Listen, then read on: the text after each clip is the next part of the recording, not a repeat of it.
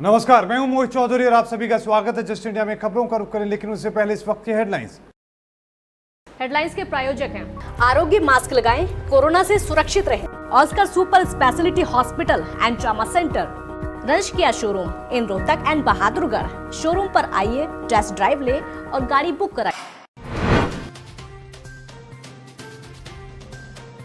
दुनिया में कोरोना संकट लगातार जारी। अब तक 1,92,00,000 लोग हुए संक्रमित। 24 घंटों में 6,000 की मौत।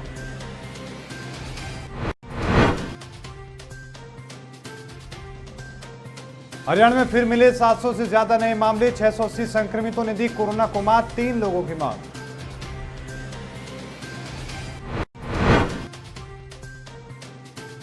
कांग्रेस के पूर्व प्रदेश अध्यक्ष अशोक तंवर ने पीटीआई अध्यापकों का किया समर्थन। सरकार सहित कांग्रेस पर साधा निशाना।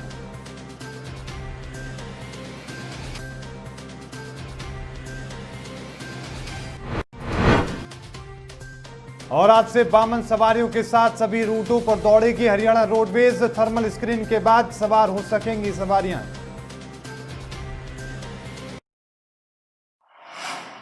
अब खबरें विस्तार से। कोरोना के कारण 35 सवारियों के साथ चल रही हरियाणा रोडवेज की बसें आज से पूरी यानी कि 52 सवारियों के साथ चल सकेंगी।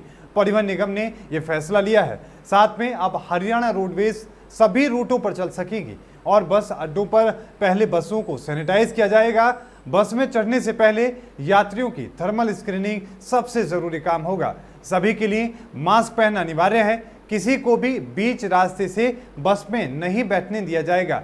नियमों का पालन नहीं करने वाले यात्रियों को बसों में सफर करने की इजाजत नहीं दी जाएगी। आपको बता दें कि 5 अगस्त को प्रदेश में 1,629 बसों का संचालन हुआ है।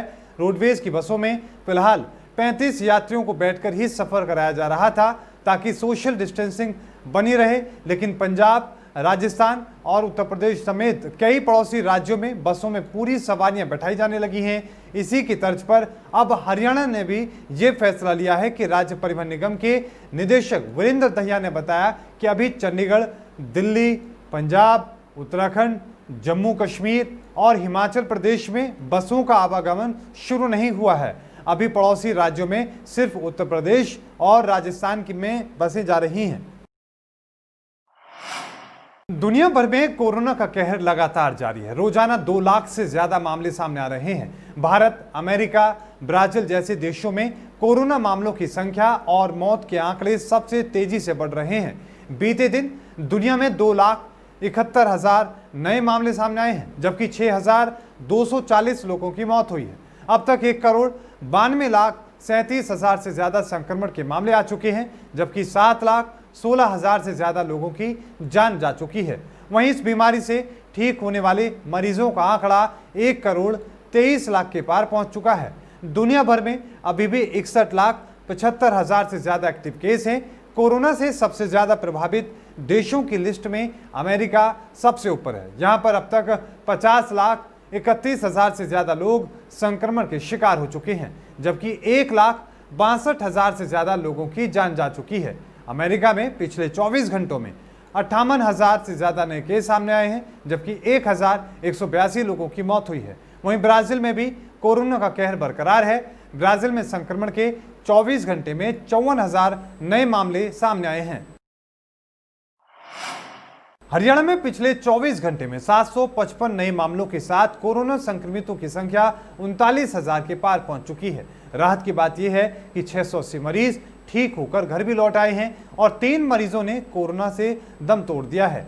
गुरुवार को संक्रमितों का आंकड़ा 39,303 पर पहुंच गया, जबकि 32,640 मरीज ठीक हो चुके हैं। अब 6,205 मरीजों का अस्पताल में इलाज चल रहा है।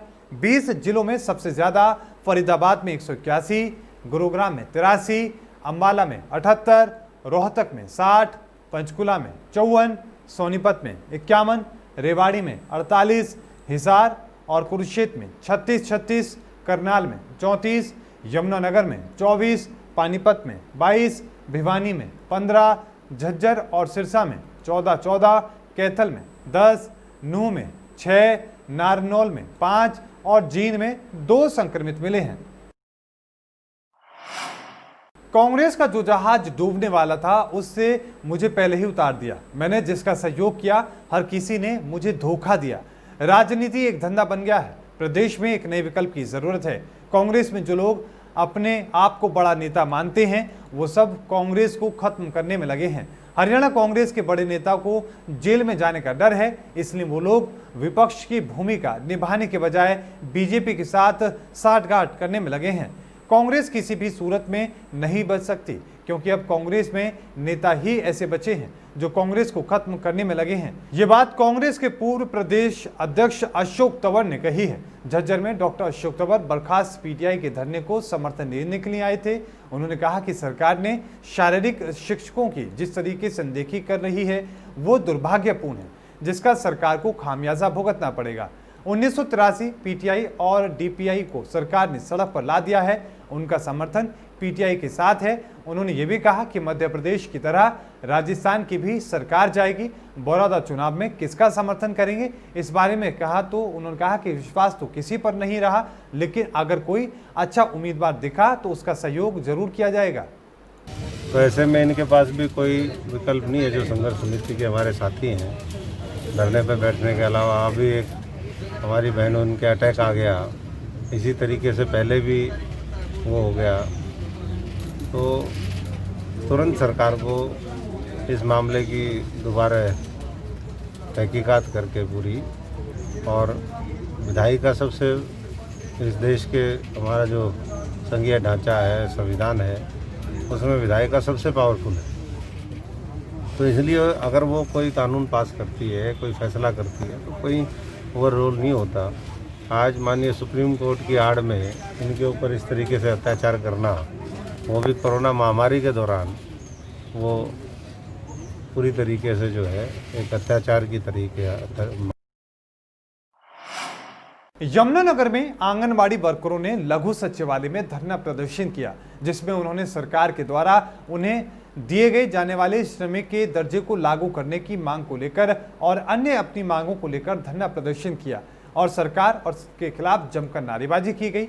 यमुनानगर के अनाज मंडी गेट पर सैकड़ों आंगनबाड़ी वर्कर्स और हेल्परों ने इकट्ठा होकर प्रदर्शन किया। आंगनबाड़ी वर्कर के प्रधान ने बताया कि 2018 में हरियाणा सरकार ने इन सबको श्रमिक का दर्जा देने की बात कही थी और इसके साथ ही इन लोगों को मेडिकल सुविधाएं और सेवा निर्मित हुई आंगनबाड़ी वर्करों को पेंशन देने की बात कही थी, जो कि आज तक सरकार द्वारा लागू नहीं की गई। इन सब बातों को कागजों में ही कहा गया है, मगर आज तक लागू नहीं किया गया, जिसके चलते सभी आंगनबाड़ी वर्कर्स के अंदर रोष है, जिसके चलते जिले की सभी आंगनबाड़ी वर्करों ने लघु सचिवालय पर इकट्ठा होकर सरकार के खिलाफ नारेबाजी करते हुए एक ज्ञापन जिला उपायुक्त को दिया है, जिसमें उन्होंने मांग की है कि समय रहते सरकार उनके साथ किए गए वादों को पूरा करे, नहीं तो वर्करों को एक बड़ा आंदोलन करने के लिए मजबूर होना होगा। अब सरकार ने नई जो बातें हमारे बीच में ला रहे हैं कि प्ले वे स्कूल खोल लेंगे। प्ले वे स्कूल खोलने के लिए जब डायरेक्टर सर से मिले, उन्होंने ये आश्वासन दिया कि हम तो गिनी चुनी आंगनवाड़ियों को जो एनटीटी या जेबीटी हैं उनको हम हाईजैक करेंगे। तो हम सरकार को ये कहना चाह रहे हैं कि आंगनवाड़ी कार्यकर्ता 30-30 साल से जो कार्यकर्ता है वो सब सक्षम है, उनको एक 15 दिन की या 1 महीने की ट्रेनिंग देके प्ले वे स्कूल में कन्वर्ट करें, हमें कोई वो नहीं है। कुरुक्षेत्र के शाहबाद उपमंडल के गांव दाऊ माजरा में जिला प्रशासन ने अवैध कब्जा हटाने के लिए अभियान चलाया, तो अवैध कब्जाधारियों में हड़कंप मच गया।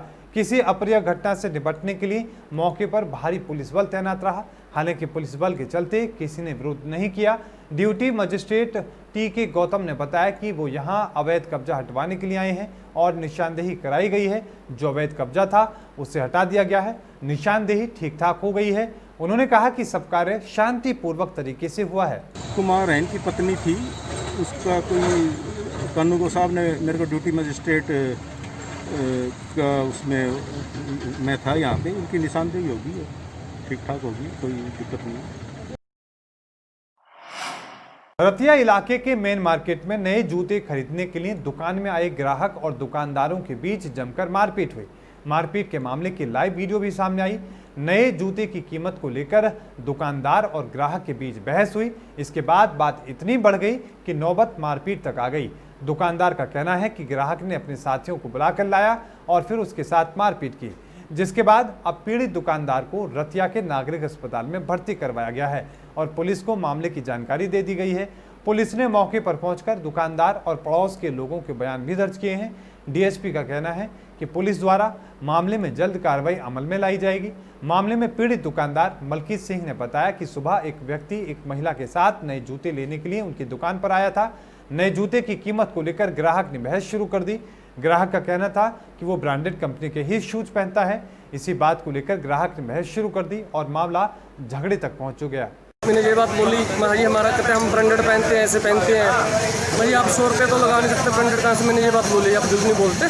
तो कहते हैं हम आपको ऐसे खरीद लेंगे, रातों रात खरीद लेंगे, फलाना है दिखड़ा, हम टमाना के बदमाश हैं, वो कर देंगे धक्का। मैंने उनको हाथ छोड़ के लेडीज़ को भी कहा आप बाहर चले जाओ, हमको पड़ता नहीं है, कैमरे में है सब, आप कैमरे में चेक कर सकते हो। मैंने लेडीज़ को भी हाथ भी बाहर चले जाओ, लड़के के साथ बहस होगी उसकी, मैंने कहा बाहर चले जाओ। वो हत्थापाई अंदर इट्टों मारी उन्होंने हमसे और हत्थापाई कर हमारे सारे लड़के, दूसरी उंगली टूट गई उसकी। हाँ, ये जो है ना, अभी मैंने भी एक वीडियो वायरल हो रहा है जिसके अंदर और रास्तों से भी पता किया है।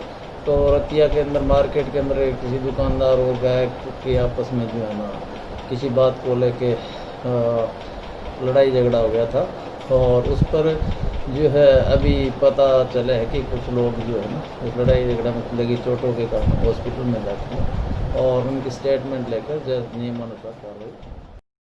खबरों के प्रायोजक थे Pramod trading company, tiles, sanitary ware, Ghanipura, Jhajjar road, Rohtak. Asian colour coated स्पात लिमिटेड।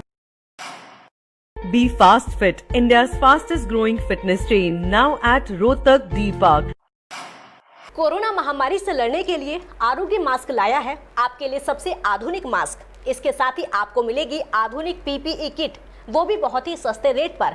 contact@arogyamask.com पर जाएं और हमसे संपर्क करें या फिर www.arogyamask.com से जुड़ें। इसके साथ ही आप हमें कॉल कर सकते हैं। हमारा पता है Anand international, plot number 181, sector 25, Panipat, Haryana.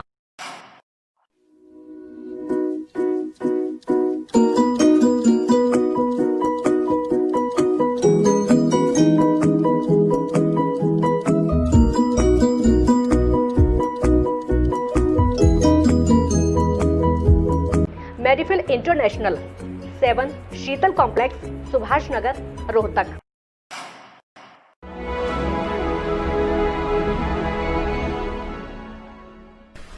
चाचा, आपने नया घर बनवाया है तो घर की छत पर कौन सी शीट लगवाई है? बेटा, मैंने अपने घर की छत पर एशियन शीट लगवाई है क्योंकि वो कभी न मिटने वाले ओरिजिनल निशान की चादरें हैं। साथ में ISI का चिन्ह, 5 साल की वारंटी के साथ साथ पैसों का सही मूल्य देने वाली वही इकलौती शीट्स हैं। क्योंकि नाम नहीं, पहचान जरूरी है। और इस बुलेटिन में अभी के लिए इतना ही। देखते रहिए जस्ट इंडिया। मुझे दीजिए इजाजत। धन्यवाद।